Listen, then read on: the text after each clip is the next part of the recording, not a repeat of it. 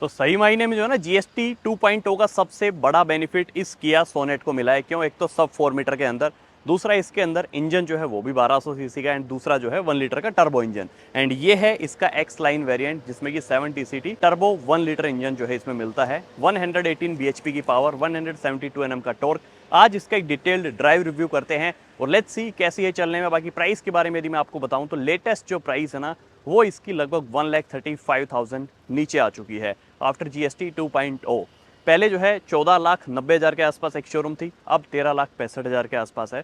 सो मोटा मोटा मान के चलो कि 1,30 1,35 के आसपास गिरा है इसका प्राइस। देन ऑन रोड में वहीं देखते हैं तो 17 लाख की ऑन रोड आती थी पहले ये, अब ये वही 15.5 लाख की ऑन रोड है।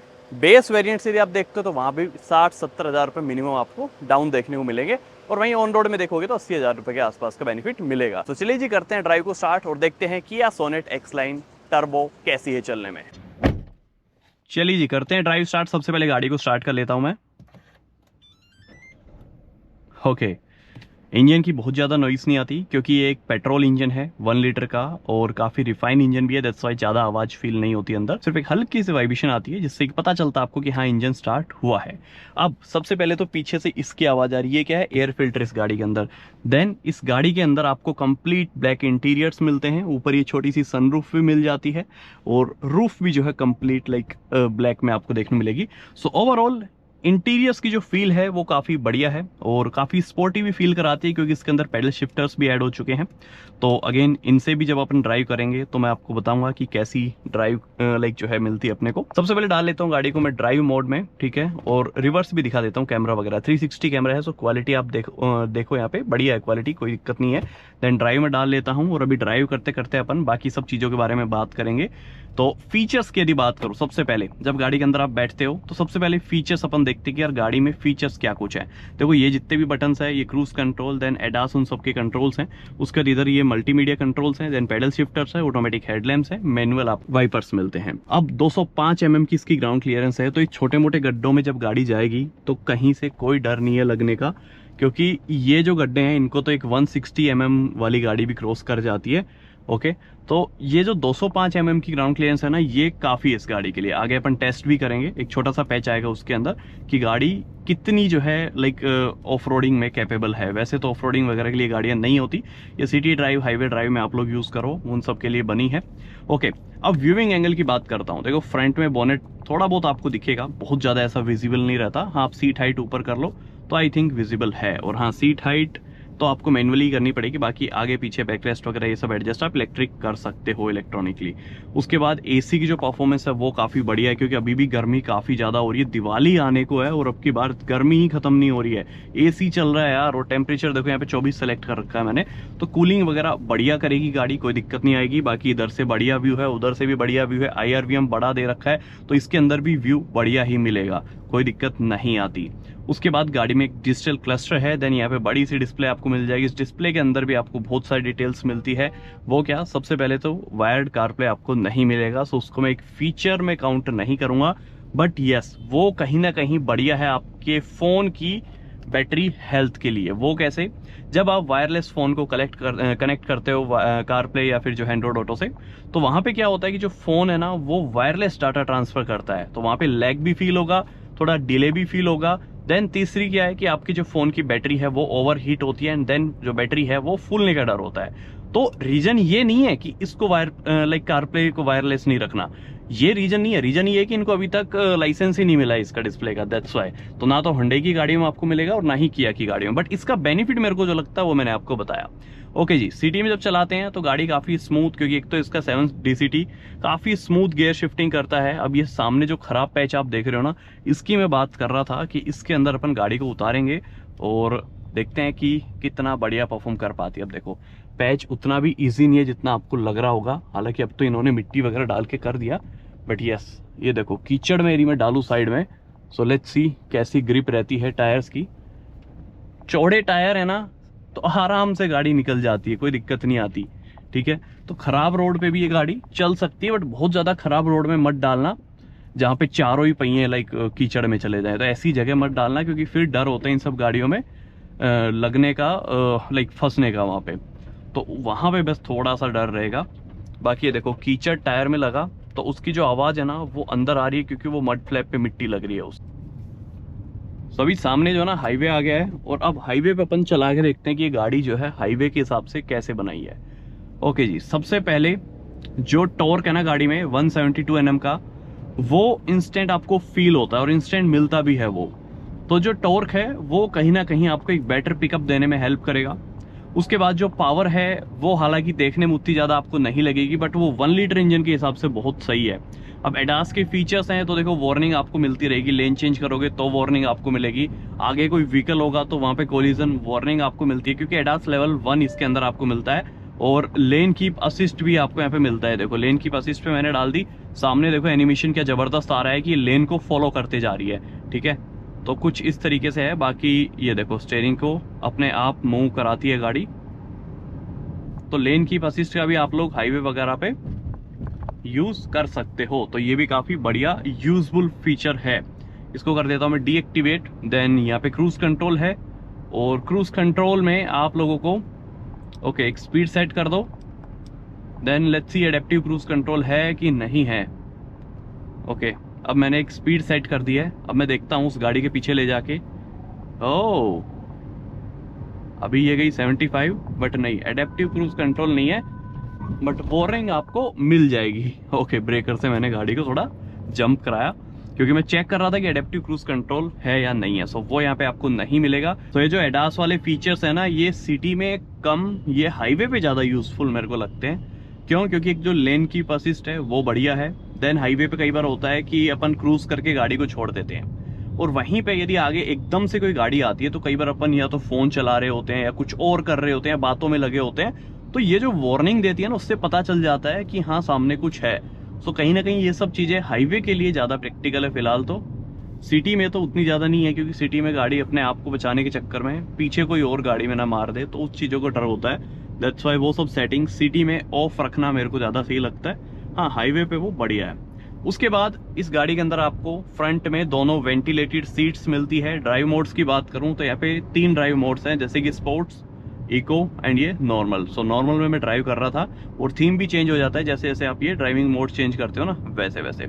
ओके, वापस से नॉर्मल आते हैं, टेरेन मोड्स में जाते हैं अभी, लाइक ट्रैक्शन मोड्स में। इसके अंदर ट्रैक्शन मोड्स हैं स्नो, मड एंड ये सैंड। सो यहाँ पे दोनों बटन्स हैं, एंड यहीं से आप लोग चेंज वगैरह कर सकते हो। वापस से मैं नॉर्मल मोड में लगा लेता हूँ गाड़ी को।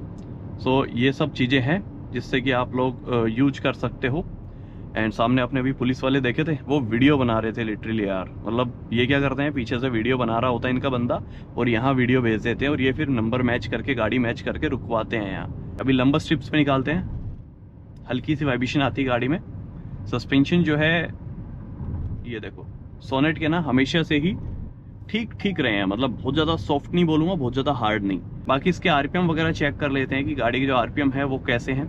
फिलहाल मैं इसकी स्पीड आपको दिखाता हूं। ओके, वापस से लेके जाते हैं। हाँ, अभी 80 की स्पीड में मैं चल रहा हूं, और ये 7th गियर में है। ठीक है, अब आरपीएम चेकआउट करो, 1700 आरपीएम पे ही चल रही है। वहीं पे मैं थोड़ी सी स्पीड अप करूं, 100 के आसपास लेके जाऊं।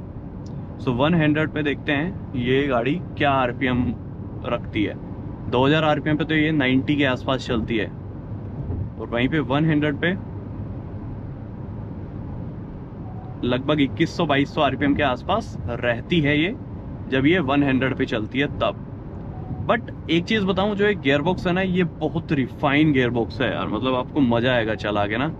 सो इतना स्मूथली शिफ्टिंग करता है, एंड एक ऐसी स्पीड है 90-100 जहाँ पे आपको फुल रिफाइन फील होती है गाड़ी। साइलेंट चलती है अंदर, लाइक जो है बहुत ज्यादा आवाज भी नहीं आती है ऐसे, लाइक टायर्स वगैरह की उन सब की।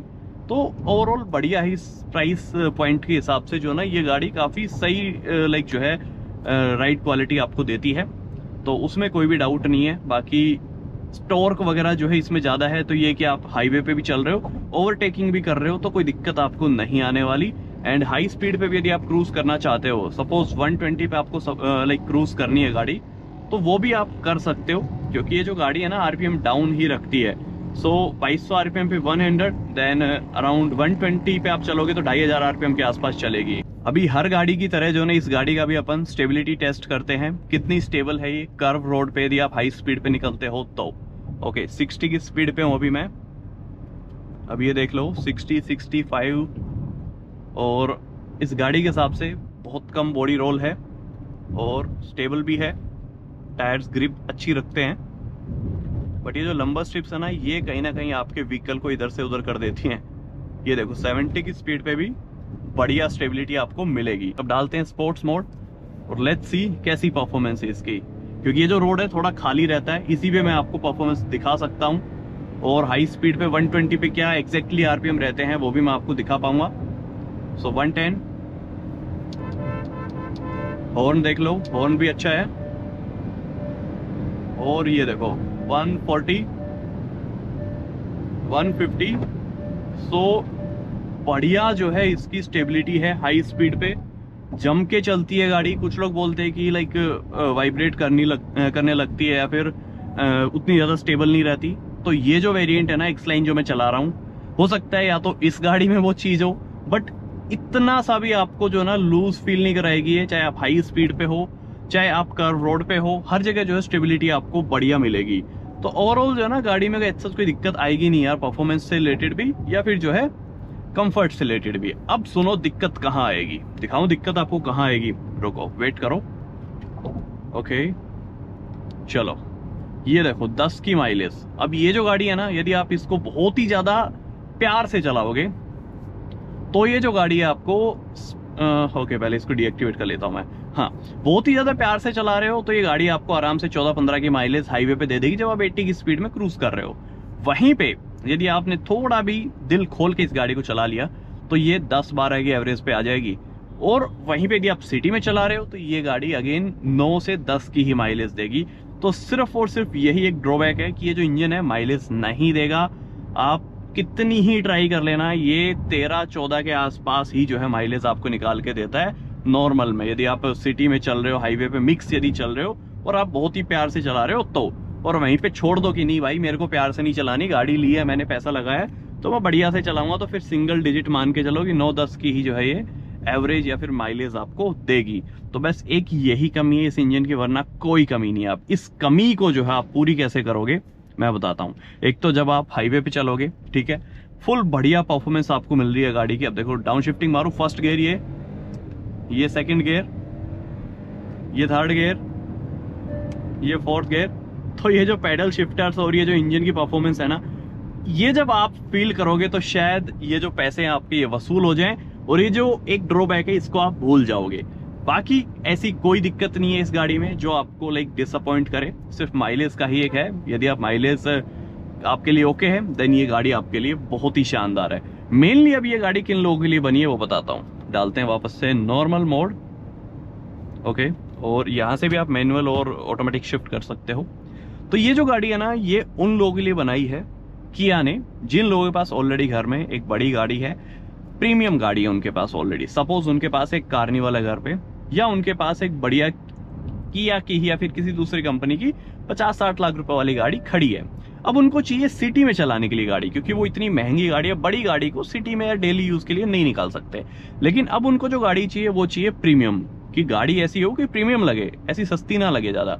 तो ये 15-16 लाख रुपए की जो गाड़ी है ना, किया सोनेट, ये फिर उठाते हैं वो लोग। उनको माइलेज से तो कोई प्रॉब्लम है ही नहीं ना, क्योंकि ऑलरेडी वो अफोर्ड कर सकते हैं उन सब चीजों को। तो उन लोगों के लिए गाड़ी बनी है। देन दूसरा, उन लोगों के लिए जिनको एक बढ़िया स्मूथ साइलेंट ड्राइव चाहिए, राइड चाहिए, जैसे कि मोस्टली जो है ना 7 DCT सिटी में ही बिकता है, क्योंकि सिटी के ट्रैफिक में ये बहुत बढ़िया गियर बॉक्स है। आप जब राइड ड्राइव करोगे इस गाड़ी को तो मोस्टली मैंने देखा ये गाड़ियां जो है ना लेडीज यूज करती हैं, क्योंकि आई थिंक उनके लिए बेस्ट भी है कि ये जो 7 DCT है, एक तो देखो ऑटोमेटिक गियर बॉक्स है और उसमें भी सबसे एडवांस गियर बॉक्स है 7 DCT। तो ये क्या स्मूथ ड्राइव देता है। अब आप चल रहे हो, फैमिली के साथ चल रहे हो या अपने फ्रेंड्स के साथ भी चल रहे हो, तो आपकी गाड़ी में ना इतनी स्मूथ ड्राइव मिलेगी कि वो बैठ के बोलेंगे कि यार क्या गाड़ी है। बाहर से भले ही वो ना बोलें, लेकिन अंदर बैठने के बाद वो भूल जाएंगे बढ़िया बढ़िया गाड़ियों को, क्योंकि जो इंजन और गियरबॉक्स का कॉम्बिनेशन है ना, ये सही में बढ़िया है। अब इसमें जब पावर चाहिए तो पावर भी है इस गाड़ी में, जब बढ़िया कंफर्ट चाहिए तो वो भी है। तो ओवरऑल ये सारी चीजें हैं। अभी किन लोगों के लिए नहीं है वो बता देता हूं। जो लोग सोच रहे हैं कि यार ये गाड़ी लेके उनको बढ़िया परफॉर्मेंस मिल जाएगी और जब मन करेगा तो वो माइलेज भी निकालेंगे, नहीं, माइलेज नहीं निकलेगी। सिर्फ मन करेगा तो आप परफॉर्मेंस निकाल सकते हो, माइलेज नहीं निकलने वाली। चाहे कितना ही मन से चला लेना, कितना ही प्यार से चला लेना, 14-15 मैक्स, वो भी हाईवे पे क्रूज पे, उससे ज्यादा एक्सपेक्ट मत करना। अब हाँ, हो सकता है कुछ लोगों ने इससे ज्यादा निकाली हो, बट आई डोंट नो भाई आप कैसे चला रहे थे। तो जो मेरा एक्सपीरियंस है, क्योंकि मैं इस गाड़ी को अभी सेकंड टाइम मैंने मंगाई है किया से, पहले मैं इसको एमपी लेके गया था, लाइक इंदौर रतलाम उधर। तो उस टाइम पे मैंने ये सारी चीजें जो ना चेक कर ली थी, और वो जो माइलेज निकली थी वो 14.7 के आसपास निकली थी, जिसमें कि मैंने मोस्टली मुंबई एक्सप्रेसवे पे चलाई थी, और वो भी बिल्कुल क्रूज पे। तो सोचो कि 14 से 15 की माइलेज ही जो है इसमें आपको मिलेगी, इससे ज्यादा मत लगा के चलना। तो चलिए जी, ये तो कुछ आज की वीडियो में, मिलते हैं नेक्स्ट वीडियो, तब तक के लिए जय Hind, Vande Mataram, love you guys.